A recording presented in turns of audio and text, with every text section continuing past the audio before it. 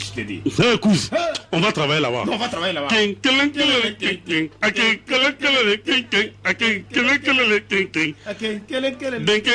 Cousin. Ouais.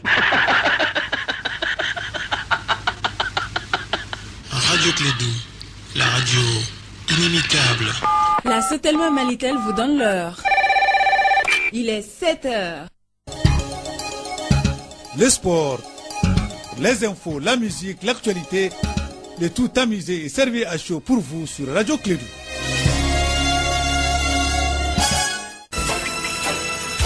Radio Clédou, le journal avec Sotelma Malitel.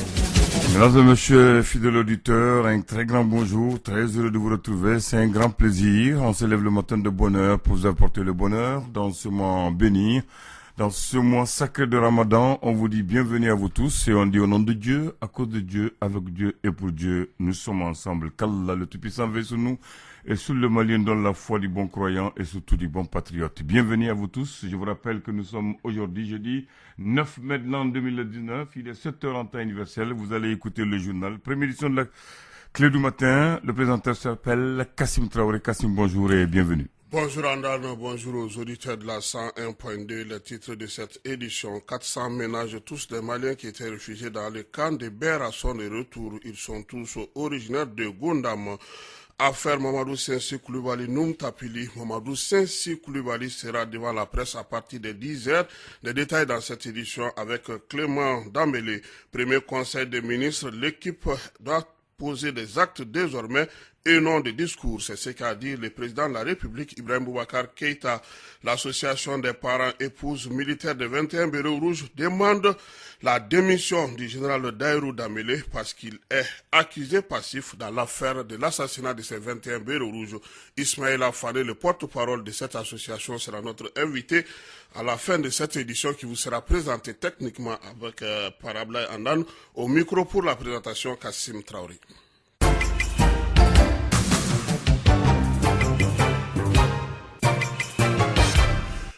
Bienvenue et surtout merci d'avoir renouvelé votre confiance en la 101.2. Environ 400 ménages, tous des réfugiés maliens, sont de retour du camp de Mbera en République islamique de Mauritanie.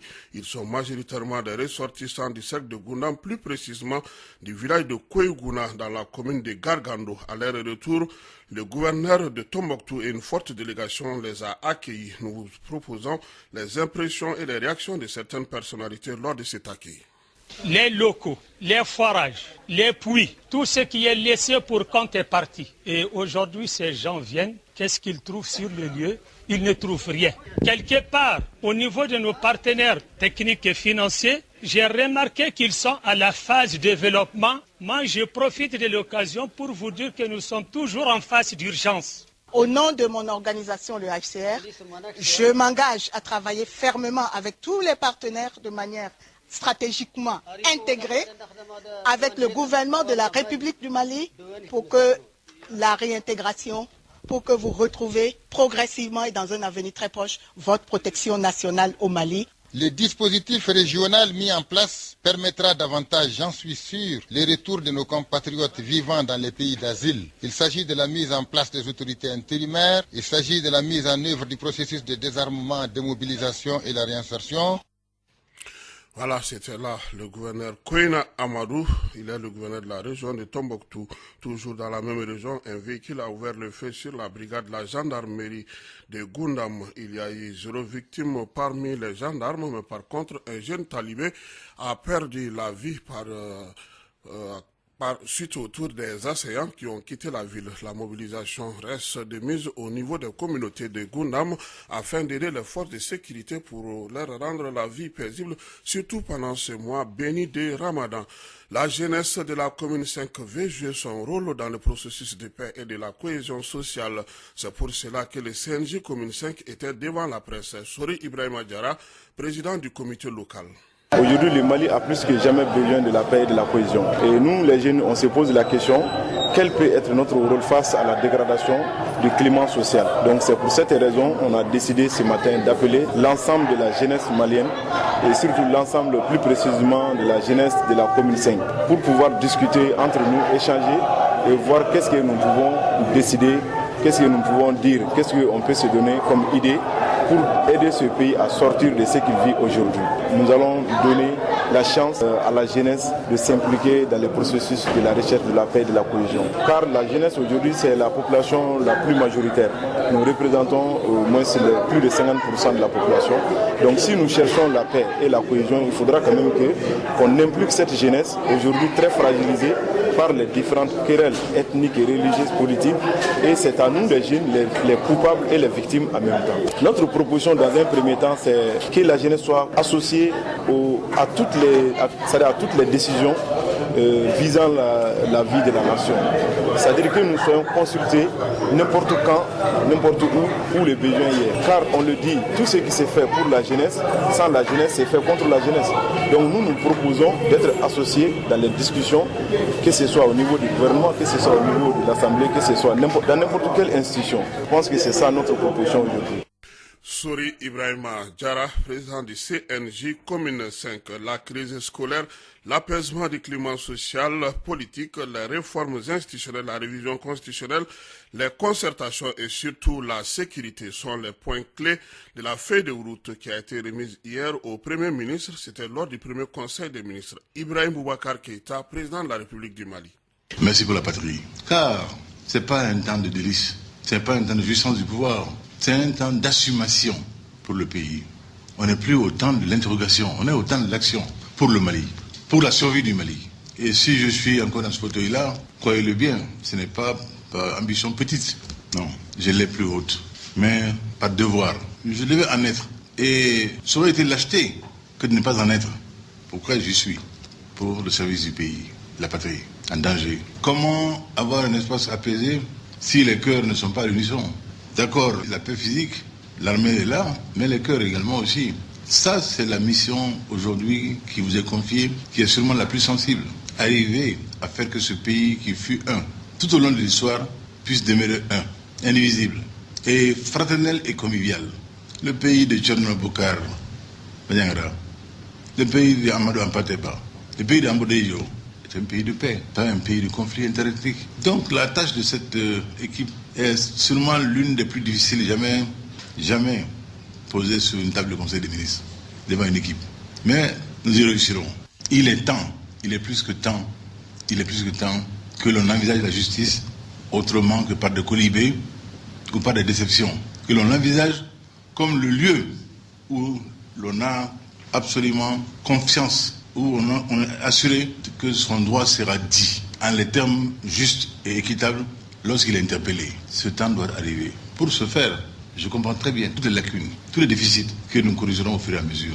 Le magistrat doit être dans les conditions. Je l'ai dit, je n'ai pas attendu une grève pour le faire. Cela doit être corrigé. Cela doit être corrigé dans les meilleurs délais, Monsieur le Premier ministre. Nous avons un pays encore très fragile. Mais nous savons également qu'au jour d'aujourd'hui, aucune nation ne se qualifie sans le savoir. Pourquoi le sort de l'école malienne interpelle? Nous sommes tous interpellés. L'équipe sortante a donné de ce qu'elle avait de meilleur en tête, le chef du gouvernement. Quand nous l'appelâmes, ce n'était pas évident. Les défis étaient là. On avait dit la tâche impossible. Pourtant, elle a été réalisée de belle façon. En un jour comme aujourd'hui, je serais en deçà de tout de l'oublier. Non, mon jeune frère Soumaïlou, tu as mérité de la patrie. Je le dis comme je le pense. Et nous cheminerons ensemble encore, Inch'Allah, au service de ce pays-là. Car c'est ce qui nous a toujours unis, qui demeure et qui demeurera. Et tous ceux-là qui ont servi, qui ont été autour de cette table, hommes et femmes, qui n'ont pas démérité. Sachez qu'au jour de la reconnaissance, la patrie ne saura pas vous oublier. Avant le jour de la reconnaissance, ceux qui sont appelés à la tâche nous donnent leurs impressions. Ce qu'on attend de nous, la situation de notre pays, rien n'est facile, mais nous devrons pouvoir faire face. Juste, l'heure est au rassemblement. Les chantiers qui sont devant nous nécessitent l'appui et l'accompagnement de toute la nation entière. Améliorer les performances dans la lutte contre l'impunité, contribuer à mieux assurer la promotion et la protection des droits de l'homme, rendre la justice accessible, efficace, au service de la paix et de la cohésion sociale. Accentuer le dialogue social avec toutes les forces vives, faire en sorte bien sûr que les uns et les autres puissent se parler dans le calme, mettre la balle à terre et puis discuter et trouver des solutions idoines pour le Mali. C'est l'ensemble du Mali qui doit se concerter autour des revendications et faire en sorte que les orientations qui sortiront des pistes qui seront tracées puissent être pratiquées par les enseignants. Notre mission, c'est pas de susciter une bourrasque sans lendemain avec beaucoup de dégâts, mais de façon méthodique et par doses acceptables, entreprendre les réformes qu'il faut en vue d'avoir une justice à hauteur de souhait. La feuille de route est très claire. Le président de la République a une vision. Le président de la République voudrait que l'accès universel aux soins pour tous les Maliens devienne une réalité. Le combat que nous allons faire, c'est de faire en sorte qu'on puisse créer des ponts entre ceux qui ont et ceux qui n'ont pas. Toute forme de dignité que l'on cherche, il faut d'abord manger à sa faim. Ça, c'est extrêmement important. Et c'est comme ça que le président de la République le voit. Et ce département nous a été confié. Nous comprenons très bien le bonheur des Maliens dans la dignité. Il s'agit de renforcer les capacités techniques et tactiques des FAMA en vue d'enrayer les activités terroristes dans le centre et probablement le nord.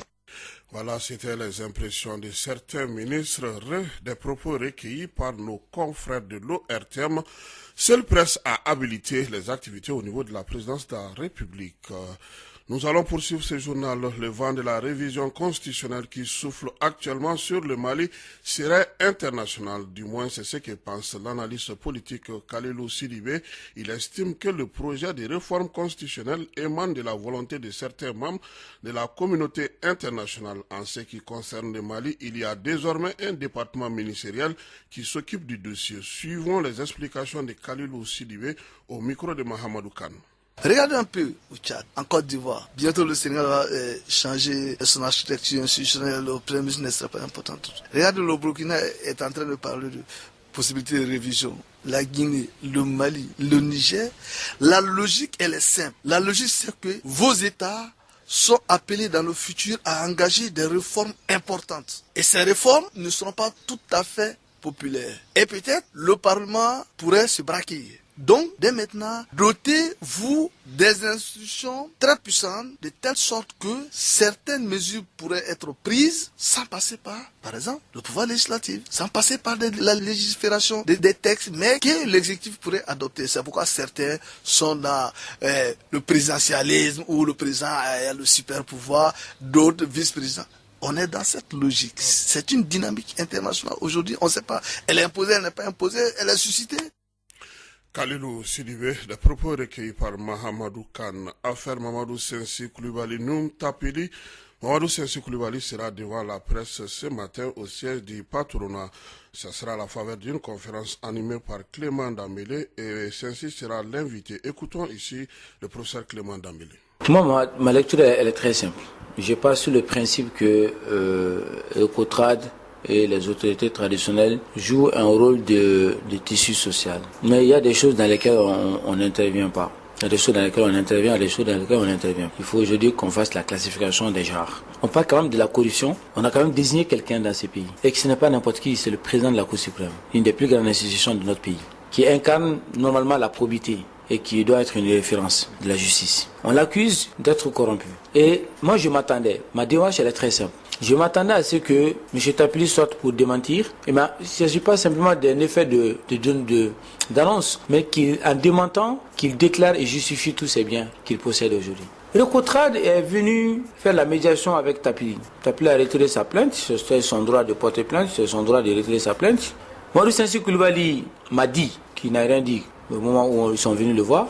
Il m'a juste appelé. Au moment où on est venu, ils sont venus, il m'a appelé. Si le Cotrad a réussi à faire la paix avec Tapili et Koulou, nous, on est des Maliens. On attend toujours que Tapili déclare ses biens, justifie ses biens, ou il démissionne. Plus de précisions, c'est à partir de 10h avec Mamadou Sensi Koulibaly qui va revenir sur la médiation de Recotrad, le dossier au niveau de la justice. Et c'est au niveau du patronat à la faveur d'une conférence de presse sur la lutte contre la corruption. Page invitée de cette édition, les familles de 21 bélos rouges assassinés disent qu'ils ne sont plus dans la protection. Plusieurs familles se plaignent, c'est pourquoi les porte-parole de leur association, l'association des épouses militaires des 21 bélos rouges assassinés à Djago, est notre invité. Il s'agit de Ismaël Afani.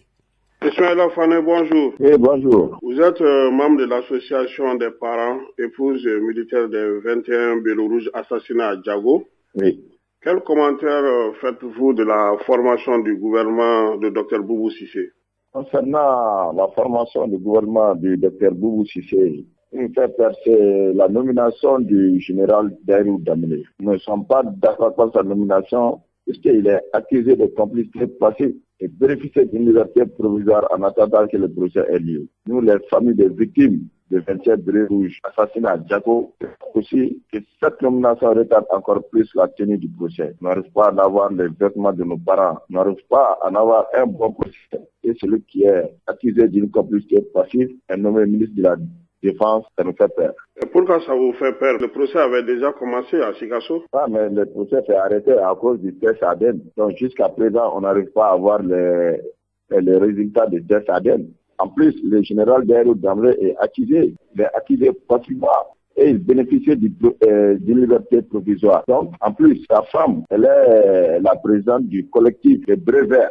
Donc, quand son mari vient de nommer ministre de la Défense, ça nous fait peur. Pendant 5 ans, bientôt 5 ans, on attendait ce procès. Je me pose la question, on est où là? Alors, cette question, on est où? Est-ce que vous avez tapé à la bonne porte par rapport au dossier? Est-ce que vous êtes parti au niveau du ministère de la Justice pour voir la suite? On est parti, comment dirais-je là, voir les ministres, y compris, comment dirais-je, les familles fondatrices de Bamako, partout. Jusqu'à présent, rien ne bouge. Jusqu'à présent. Donc, on demande vraiment au général Dairou Damele de démissionner. Il faut qu'il démissionne. Il vient se défendre devant le juge. Bientôt 5 ans, on attendait ce projet. Donc, vraiment, il faut qu'il démissionne.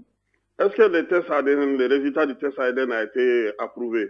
Jusqu'à présent, nous, on n'a pas reçu les résultats. Jusqu'à présent, les jugements sont à l'hôpital Gabriel Touré. Jusqu'à présent, bientôt 5 ans. Notre activité continue jusqu'à présent. Jusqu'à présent, notre activité continue. On est en train de voir, on est en train de travailler avec nos avocats. On est en train de travailler vraiment avec tous nos avocats qui nous défendaient ici. Mais vraiment, la nomination du général Dairou Damele nous inquiète. Certains aussi peuvent dire que vous avez eu aussi un espoir à travers Tcheblin Dramé qui vous conseillait au niveau de votre association. Il est ministre actuellement. Mais ça n'a rien à voir avec Tcheblin Dramé. Lui, le ministre des Affaires étrangères. Notre préoccupation, c'est le général Dairou Damele. Moi-même, je me pose la question. On venait juste de livrer Yamoussa Kamara en liberté provisoire. Dairou Damele, ministre de la Défense. Alors que Yamoussa Kamara fait partie de l'accusé.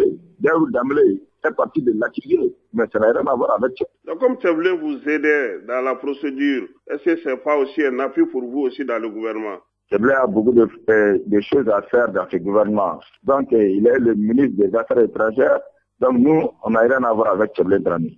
Concrètement, qu'est-ce que vous demandez aujourd'hui au Premier ministre ou au Président de la République? On demande au Premier ministre et au Président de la République de tout faire, au moins, pour recevoir les parents des victimes des bérets rouges assassinés à Djago. Vraiment, on veut que la justice soit faite. Nous, on veut que la paix dans ce pays. On veut que la paix dans ce pays. Il faut que le Premier ministre nous reçoive. Il faut que le Président nous reçoive. Il faut que, vraiment, nous, on veut que la paix dans ce pays. Si il y a des solutions pour que ça termine vite, c'est ça que nous on veut. Parce qu'il y a des parents des victimes qui commencent à mourir. Il y a deux d'entre nous qui viennent juste de mourir. Donc nous, on veut que la justice soit faite. S'il y a une solution à l'amiable, il n'y a pas de problème. De toutes les façons, ce qui concerne la justice, donc c'est le juge, c'est le tribunal qui devrait se prononcer à ce sujet. On apprend aussi que le cas Dairou a été traité et que Dairou aurait été acquitté par la justice malienne. Le cas de Dairou, de toutes les façons, nous, on continue nos combats, quel que soit Dairou soit acquitté ou pas, il est accusé de complicité passive.